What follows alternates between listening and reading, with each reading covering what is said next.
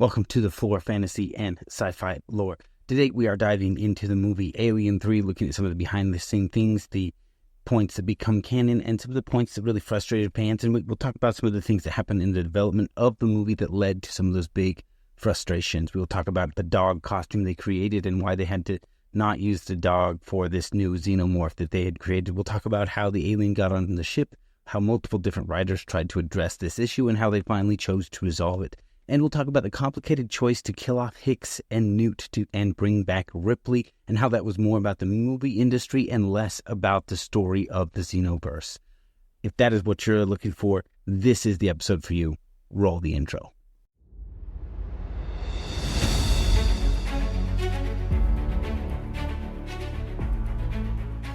Do you remember the first story that was so spellbinding it drove you to break the rules and stay up all night to keep reading, keep watching, keep playing? So good, you forgot your life and lived there? So good.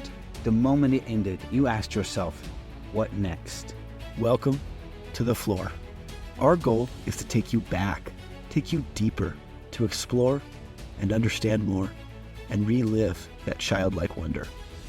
Join us as we dive deep into humanity's greatest stories, no matter how they are told, through books, movies, television, even games. One of us does an in-depth research on the topic. One of us is familiar with the topic. And one of us knows nothing. So the right questions will always be asked and addressed for anyone coming into the topic, regardless of how much you know. Enjoy another world, another adventure, another spellbinding story. Join us on the Flore. Welcome, and we are back in the Xenoverse. Today we are going to talk about the theatrical release of Alien 3. So this comes out in 1992. As far as when it is in the Xenoverse, we are in the year 2179. So this is the same year that Aliens was. So this happens. Oh, so they're not in cryosleep very long at all. Right, yeah. This isn't a big float like from Alien to Aliens. This is very quickly afterwards. Now, you know, this is kind of a big divergent from everything else going on. I know, like, in William Gibson's version, Hicks is very much alive with Newt. In the comics, again, we have Hicks continuing the story. So, you know, seeing this and knowing all of that, I was like, oh, this is kind of a big split to have Hicks and Newt dead right off the bat. Yeah. And nobody likes this, you know. And this comes from, you know, this film took a long time to make, a lot of cannibalizing itself. They went through 30 scripts. William Gibson's was the first solid one they have, right? They have 20 more 9 scripts that they will go through before they land on something. Dang. And originally they were gonna, you know, kind of phase Ripley out of this one and have it be more about Hicks and having him fight on either Earth or the Xeno home planet. And in fact, the script of him fighting Xenos on their home planet actually turns into the movie Pitch Black. Interesting. Yeah. So, but eventually they were like, no, Sigourney Weaver is too important, Ripley's too important to this, so let's do something with her. Yeah, and so it's only in seeing this mistake made by other franchises that I can kind of understand why they chose to stay with Sigourney Weaver and Ripley. So, you know, we had Mad Max Furiosa come out, and it kind of tanked at the box office. And as one person put it, be like, yeah, you have a movie no longer about the star of the franchise, without the star of the franchise, about a sub-character now being played by a different actor. He says, what made you think that would be successful? You know, like...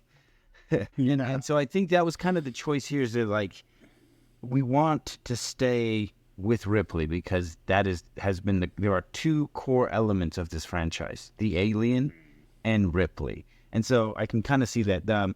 I think there's a lot of things in Gibson's script that are really interesting, because as I've been watching the Alien movies in preparation for this, one of the things I've noticed is, like, a lot of times when we have stories, let's take Independence Day, the characters we follow have powerful political positions, deep scientific knowledge, and combat prowess, right? We are following the president.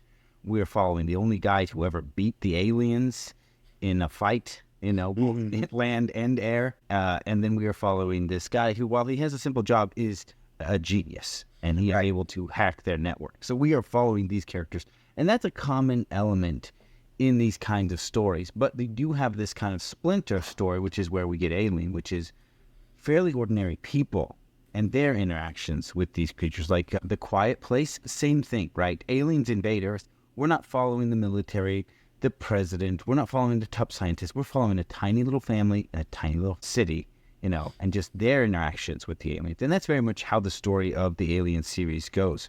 Ripley is, I guess, technically in the military, and there are some Marines sent in, but it's just a small group of them. These are not the top scientists. And because we're not dealing with the political leaders, scientific leaders, we don't get deep, solid scientific knowledge about the aliens, right? I think the only time we ever, encounter this is Prometheus with Elizabeth Shaw, right? She's a top scientist studying this stuff. And that's the only time we encounter that. The rest of the time, it is just ordinary people interacting with these creatures. Mm-hmm. Yeah. And then brings us to Alien 3, brings us back into, Gibson's script brings us back into contact with scientists, right? We see them studying the xenos and the goo and trying to figure it out. Mm-hmm. And, like I said, that's kind of a thing they don't do in Aliens. This is about ordinary people encountering these creatures, not the, people trying to really solve the problem. So it is in seeing that I begin to understand for all the, good ideas I think Gibson had, I do understand why they walked away from that script. One, we don't have Ripley. Two, we're about keeping these things dark and mysterious and foreign and incomprehensible, not diving into the science and, biology of them. So, okay. Yes, I agree with all of that, except for, I would say, in Alien, we're not following the people who are causing the problems. Right. These are just people trying to get their hands on the Xeno.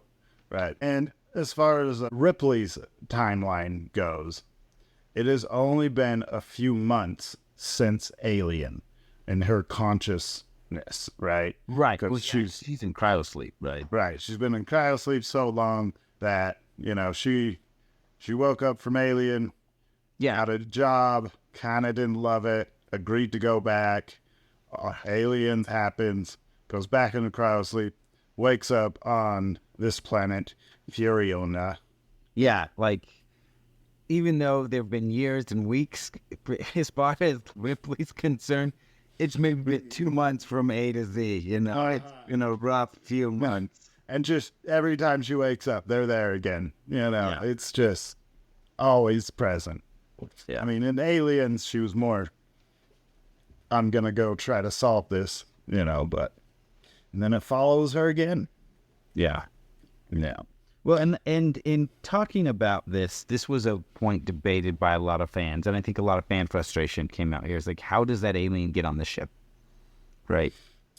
Yes, and it's very much the Queen, and Gibson, the Queen, stuck one inside of Bishop, right? Yeah, so Gibson's, I think he solves this really well, right?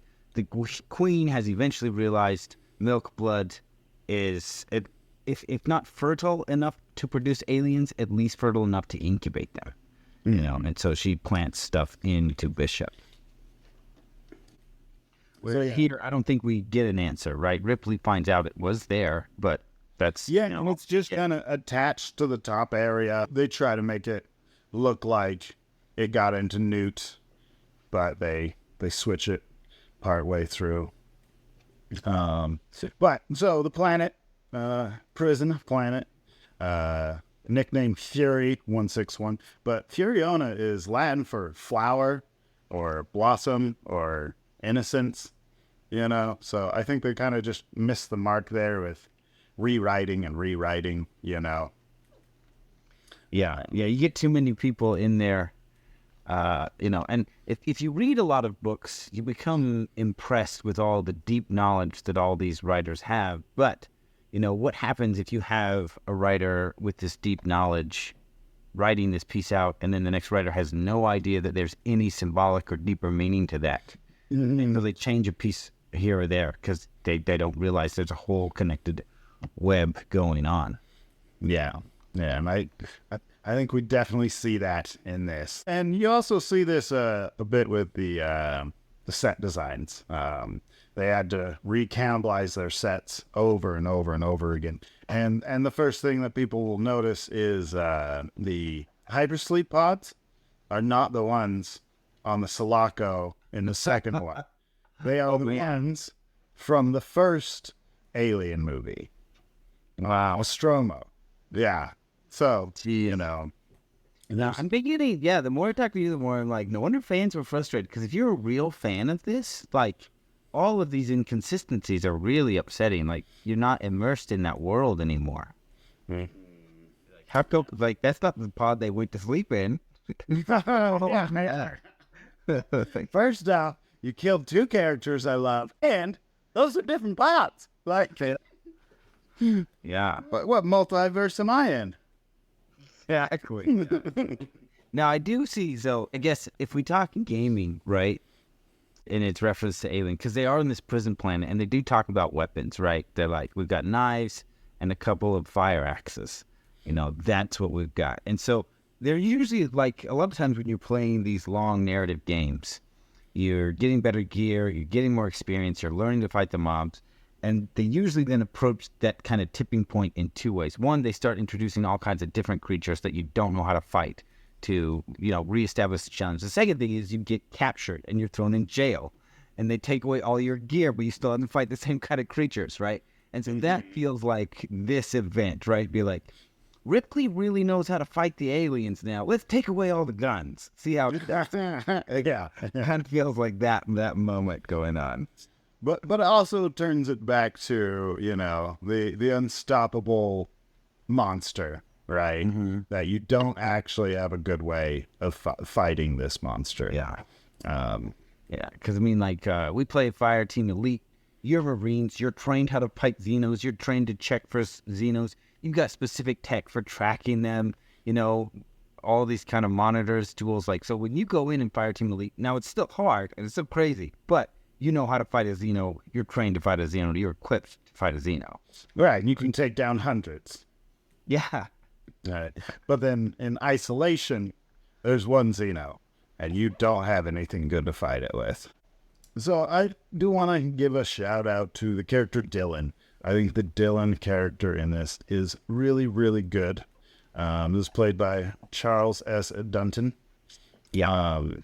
And part of the reason he's so good at this role is he did spend 12 years in prison. Yeah, when he was 16, he got into a knife fight, and he claims he was attacked, but he ended up killing the other guy. Spent 3 years for that.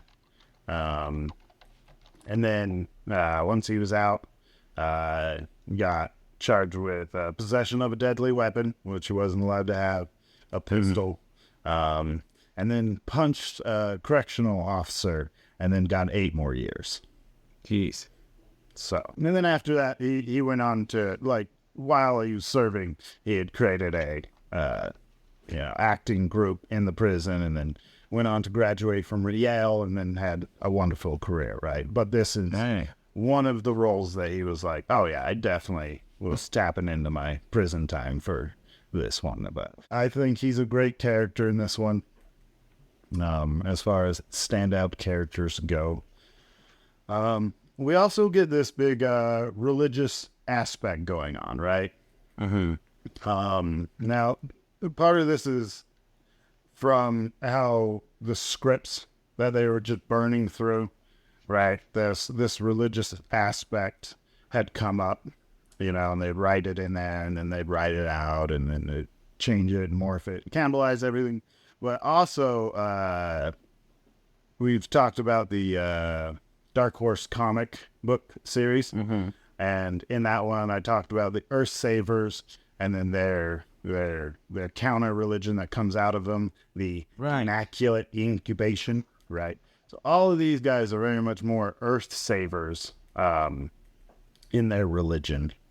But as far as the heavy, like Catholic kind of side of it, or Christian side of it, the celibacy, the different things that they have, that came more from the scripts that they cannibalized over and over again. I was going to say, yeah, there seems to be a weird religious thing going on, but you don't go too much into it. Yeah. You can definitely see a lot of, like, now that you mention it, you can see a lot of different writers go in different directions. And, yeah. Well, and sometimes it's the director, right? The director is like, I want to push it into this direction, and producers are like, no, we don't want to go in that direction. And he says, fine, I'm out. And then they lose the director again, which towards the end, was just like, yeah, that happened again. What a mess. Jeez. I'm surprised this movie got made. Yeah, a lot of people are surprised this movie ended up getting made. It was definitely a nightmare of a movie getting made. And I would say even worse than and I guess I you see this more with the age of the internet. We get a lot more insight into what's going on, and like it seems anytime this happens, things really just fall apart. You get too many directors, too many scripts, and too many producers putting handcuffs on them on the story they can and can't tell, and you end up with these weird messes at the end. Yeah, so during the early part when they were going to have Hicks return and him fighting Xenos on Earth, they released a teaser that was like, on Earth, everyone can hear you scream, right? The teaser? That is not the movie that made it all. No, like this was like early scripts, and like before directors were quitting, and yeah. Like, this was very much a mess. So I think the people who were Alien fans were like, what is going on over there? Die-Hard fans are just like, that's not what was promised. Yeah, exactly. Wow. Yeah. So they've gone through a lot. Another thing about this planet is a prison planet of YY chromosomes. Right, so this is in reference to super males, if you've heard of these.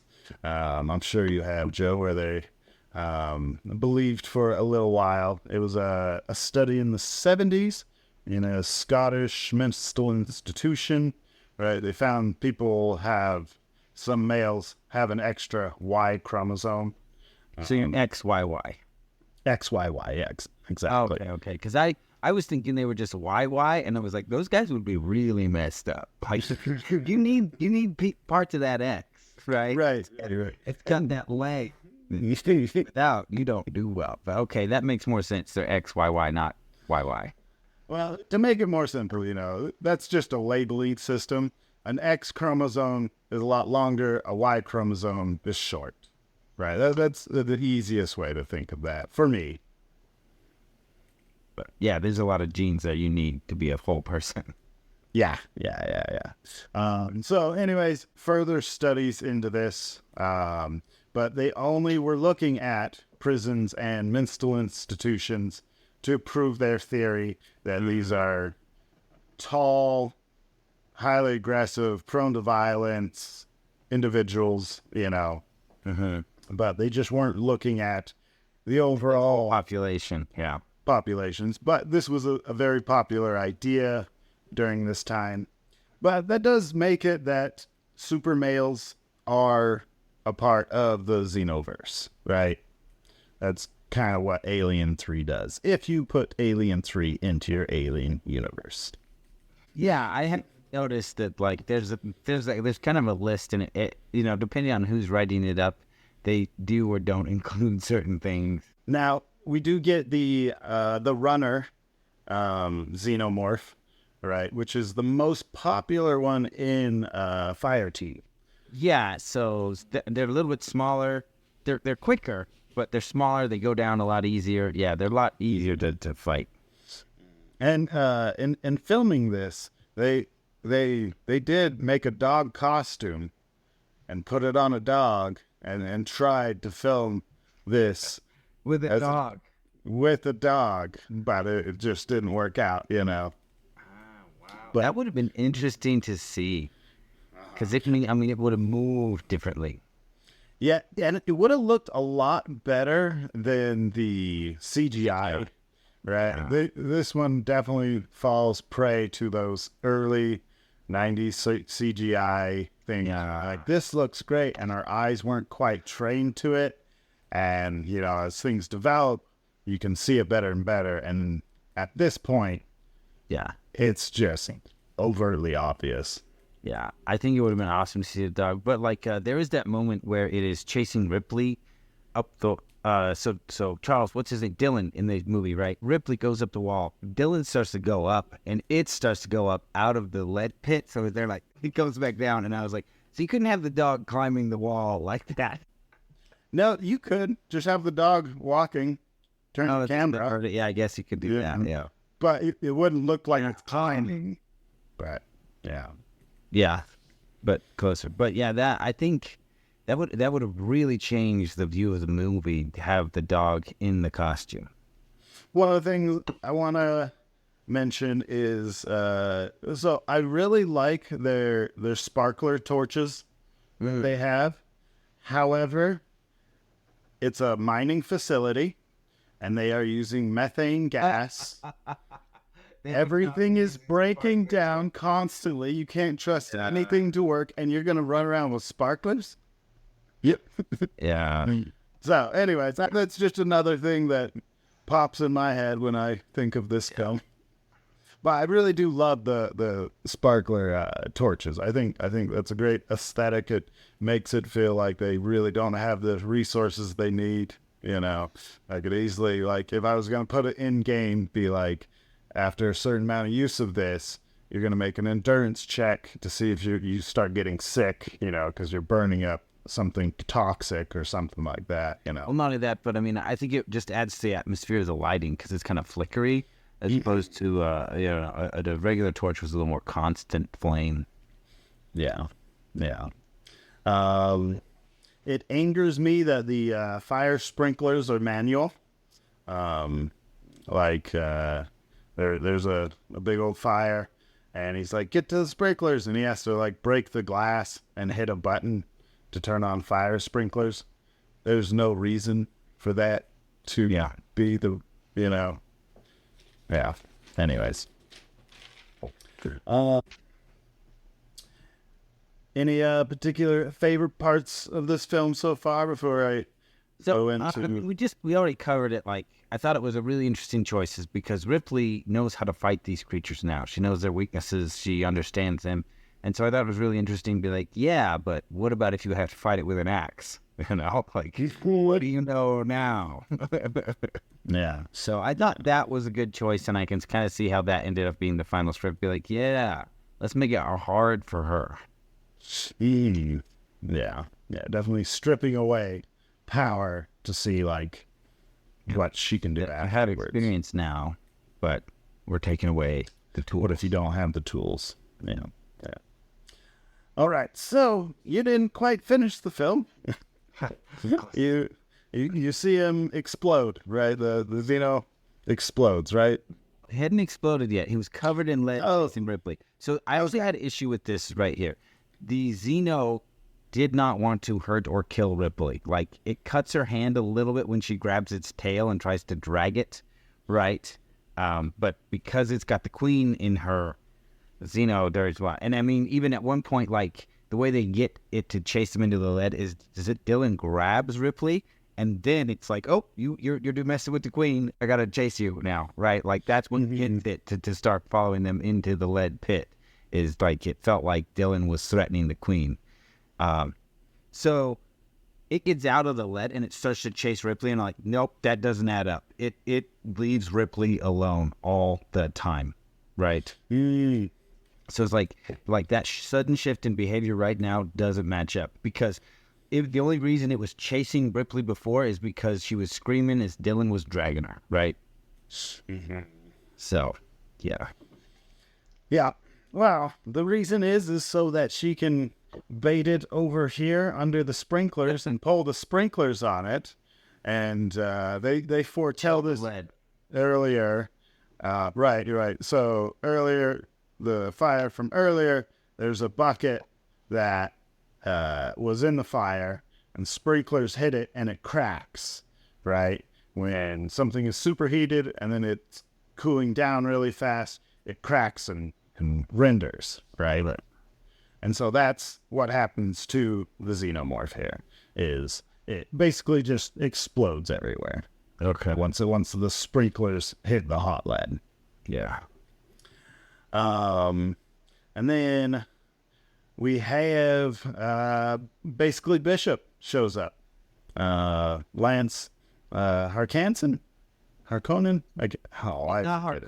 It's not Harkonnen. That is, I always forget his last name. But anyways, that actor shows up, and he is the head of this little mission that got sent, right? The rescue team. Mm-hmm. Yeah, rescue team in quotes. Yeah. And he shows up, and he's like, she's like, "You're a robot," and he's like, "No, I designed the robots." And then he's like, "Let me get that out of you. I can't let it live. Promise I'll kill it." She's like, how can I trust you? How can I guarantee? And he's just like, "You're just going to have to trust me." She's like, "No," and slams the gate on him. Like, gets on a little rotating thing and goes above the furnace. And he's like begging her, and he's like, "No, I need that specimen, no."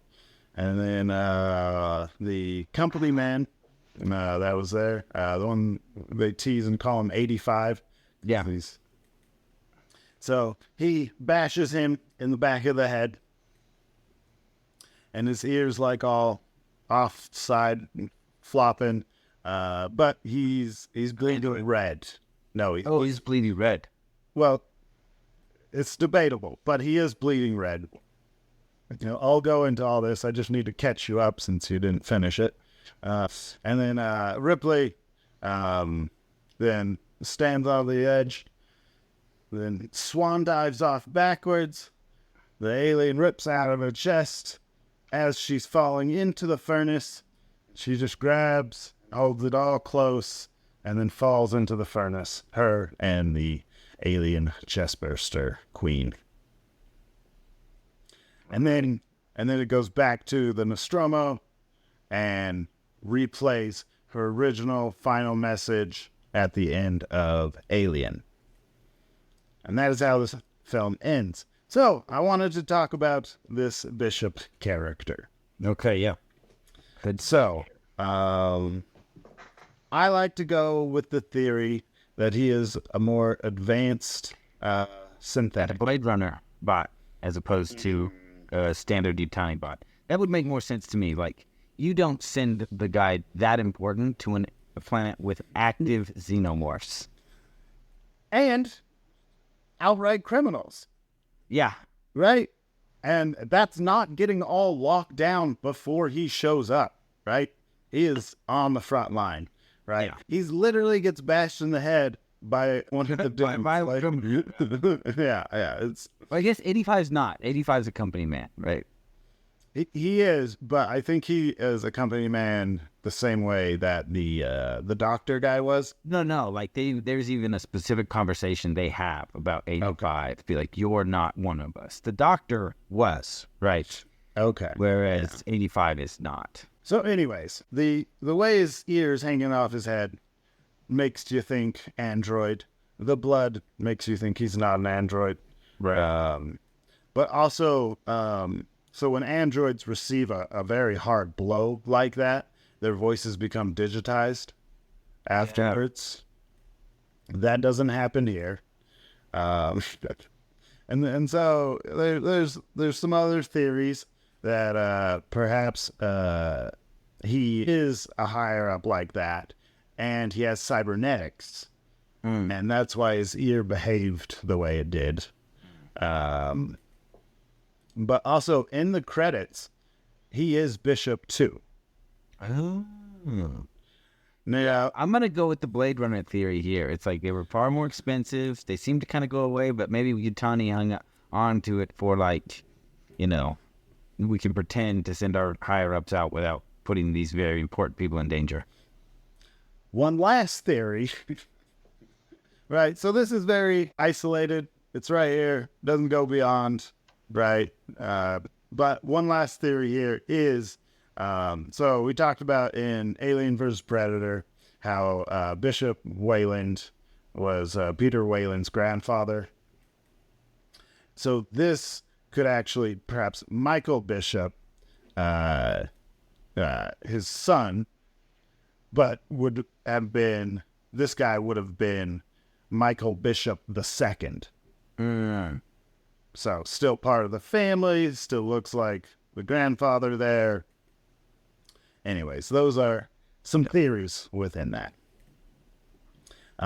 We do have a Morris who lives in the end. He's the sole survivor of this event. Oh, that's right. Yeah, Morris pours the lead. That's right. Yeah. And then he's taken away to another is it C3 facility, class C3 is what they call it. And he's told by the company, don't speak of this or anything. And he does end up writing a book called The Space Beast. In the comics, they do this. And then in Alien 4, Alien Resurrection, the book Space Beast will be referenced to. And Space Beast is pretty much his retelling of this story. Okay. All right, because people don't really know what xenomorphs are still. It hasn't really gotten out as far as it is in this story. And this is the first piece of literature that will get out and start to circulate and start to illuminate those things and then give birth to, well, hard to say because that's not cinematic, that's more comic. But yeah, that is my little deep dive recap, trying to hit all the points that maybe you didn't know. Aliens 3, yeah. I didn't realize Sigourney Weaver had stuck around in the series, but I think you did mention when we were doing Alien versus Terminator versus Predator, we do see the clone of Ripley, and so Sigourney Weaver comes back. I thought she did the first two and then went its own way, but no, she's been an integral part of the series for a long time. Yep. So yeah, this is the death of Sigourney Weaver, or of Ripley. But we're going to get the clone, Ripley. But they will have her DNA from the hypertubes, and then they will make clones of her. Yeah. And that's what you see in the next film. All right. Do you have a treasure room question for us? Maybe, what direction would you have liked to see it go from Aliens? That if it wasn't this direction, what direction would you like to see it gone? Because it could have gone a lot of ways. Right. Yeah. They really did scrap. And it's this question here, but I'm going to throw it at you. Are you familiar with any of the other scripts other than Gibson's for this? Not intimately. Okay. All right. We'll talk about this in the treasure room. All right. Hope you enjoyed this episode. We have learned that many of our fans are only interested in some of the worlds we cover. The podcast feed is just a list, and we have no control over that. But if you go to either the Patreon site or YouTube, there are collections and playlists that can easily access all the things you're interested in. On the Patreon site, there are even tags to hunt down even more specific things. Everything that is free in the podcast is still free there. It's just a better organization of the episodes. We have covered D&D, Baldur's Gate, Cyberpunk, Dune, Fallout, the origin of comics, DC and Marvel, Aliens, Predator, Godzilla, King Kong, The Witcher, and more. And if we haven't covered something you love, let us know, and we can add it to the list.